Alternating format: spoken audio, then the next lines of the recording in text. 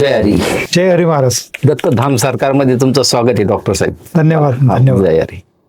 महाराजजी, आपण आज एक असा विषय घेणार आहोत हो हो की नेहमी मी तुमच्या रील्स वगैरे बघतो हो किंवा कुठेही कुठल्याही दुसऱ्या आश्रमामध्ये म्हणा, हो तुमच्याकडे मोस्टली खूप असे हजारोच्या संख्येने लोक येतात. हो मुख्यतः गुरुवारला, अमावस्या पौर्णिमाला येतात. हो आणि ते आल्यानंतर काही लोक जे आहेत हं. असे जागच्या जागी फिरतात.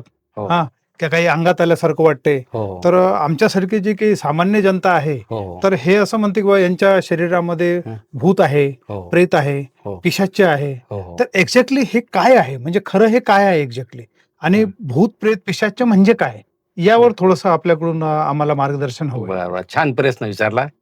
सर्वात महत्वाचं, भूत म्हणजे काय आणि भूत राहतं कुठं हे महत्वाचं आहे. तर भूत म्हणजे एखादा मनुष्य जन्म झाल्यापासून मृत्यू येऊपर्यंत पापच पाप करीत असतो, फक्त इंद्रियांचे भोग भोगीत असतो.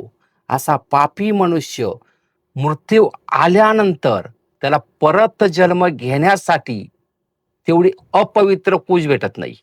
बर. मग त्याने पाप केलेलं असतं, हो हो. तर तेवढी पापी श्रीत जन्म घेण्यासाठी भेटली पाहिजे. बर. जसे आपण कर्म करू तसे फळ असतात. तर याने काय केलेलं असतं, जन्म झाल्यापासून मृत्यू येऊपर्यंत इंद्रियांचे भोग भोगलेले असतात, पापच पाप केलेलं असतं. अशा मनुष्यास मृत्यू आल्यानंतर परत जन्म घेण्यासाठी तेवढी अपवित्र पूज भेटत नाही. अच्छा अच्छा. मग असा जो मनुष्य असतो, मृत्यू आल्यानंतर त्याचा आत्मा भटकत असतो. अच्छा अच्छा. मग त्याला शरीर भेटत नाही. हो हो तो भटकता जो आत्मा आहे, तर सर्वात महत्वाचं तुम्ही विचारलं का तो राहतो कुठं, भूत राहतं कुठं.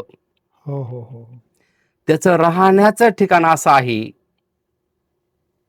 की एखादा मनुष्य, हो. जास्त करून स्त्रियांच्या शरीरामध्ये वाईट शक्ती जास्त असते. बर. एखाद्या मनुष्याच्या शरीरामध्ये किंवा स्त्रीच्या शरीरामध्ये संकल्प शक्ती कमी असेल. बर. संकल्प म्हणजे ही वापरण्याची गोष्ट आहे, म्हणजे स्वतःचा स्वतःवर ज्याचा विश्वास आहे हो. त्याच्या अंगामध्ये कधीही वाईट शक्ती प्रवेश करत नाही.